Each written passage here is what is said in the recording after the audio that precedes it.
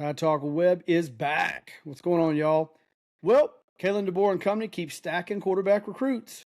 Alabama football landed from the 2028 quarterback Charles Scott on Friday. Scott is considered a three-star quarterback in the Rivals industry ranking. He is ranked the number 33rd at the position and the number 408 overall. He picked Bama over Virginia Tech, Georgia, Pittsburgh, and a few more. Brian Ellis, Alabama's quarterback coach, is listed as Scott's primary recruiter. Scott is 6'5", 255 pounds. He's from Richmond, Virginia. Now, this kind of brings up an interesting point because that quarterback room at Bama is getting stacked. Now, we know Austin Mack is probably getting somewhat close to running out eligibility because he's been with DeBoer for forever and in college football. But we got Keelan Russell. Like you said, you've got Elijah Haven, who committed from Baton Rouge last week, the number one quarterback in the 2027 recruiting class, right? And you've got Jet Tamala and Kawa as well sitting there. So there's a lot of guys stacked up in that room, right? And you don't even have Elijah Haven in the barn yet, right? That's a lot of guys. Now, I think a lot of quarterbacks want to play for DeBoer, obviously, because in each of the last 4 starting quarterbacks he had, they all got drafted. Jake Kinniger went in 4th round for the Saints. Michael Penix went first round to the Falcons. Jalen Monroe went 3rd round to the Seahawks. And then Ty Simpson just went 1st round to the Rams.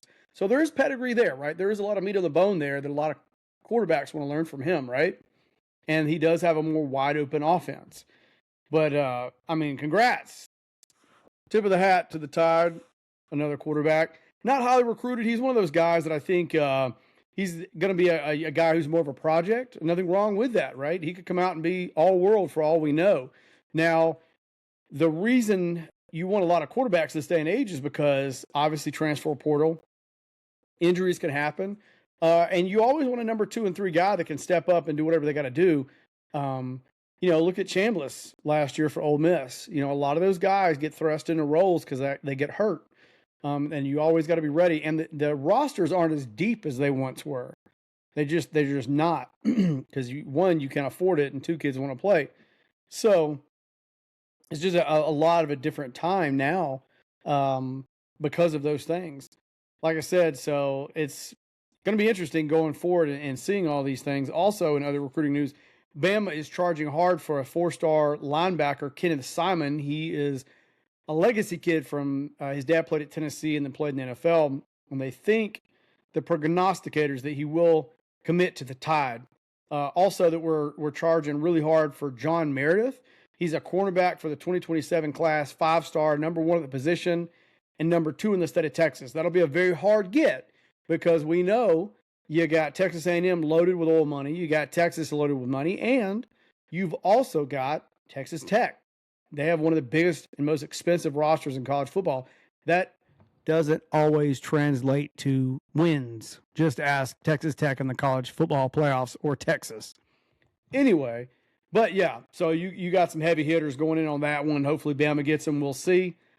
Like I said, so that's pretty cool news. Also, in other news, I read a really cool story.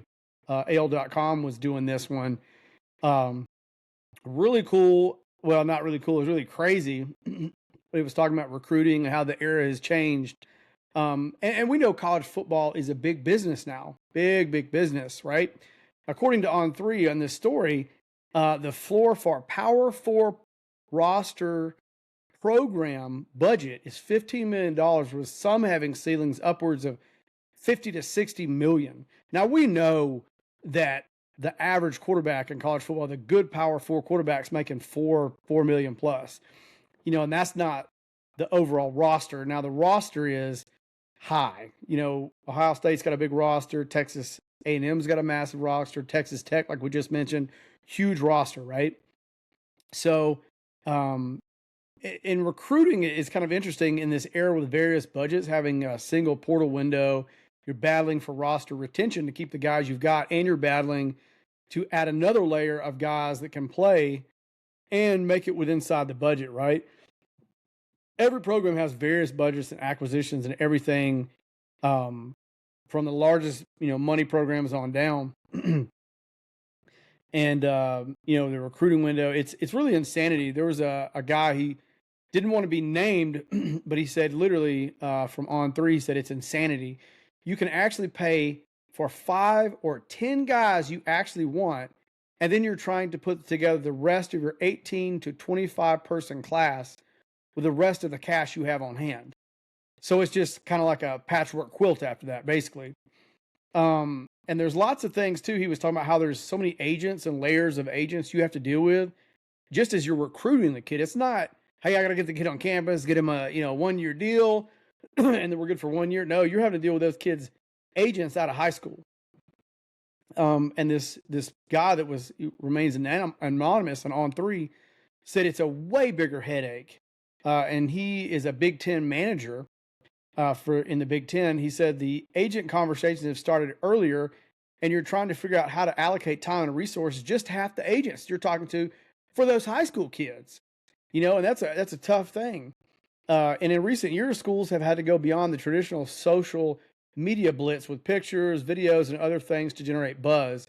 It's now rolling out the red carpet and having to offer things that would have been illegal to give out to these kids even a decade ago. And it's crazy how it's gotten. This includes cars. Personal saunas are now on the table for negotiation, according to some. This Big Ten manager said, we had a recruit call us recently asking for us to pay for a sauna to be built in his house, which was the closest one to his house, which was 30 minutes away. And this was coming from an SEC staffer.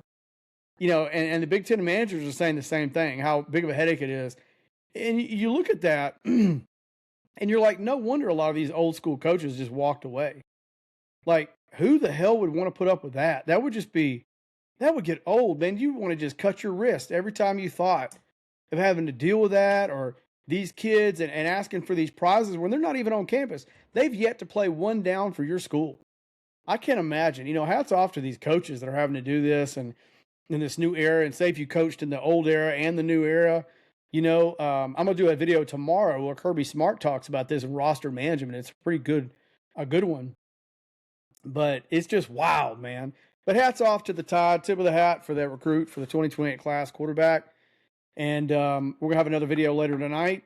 Anyway, just want to get something quick out for you guys. Top Taco Web is out.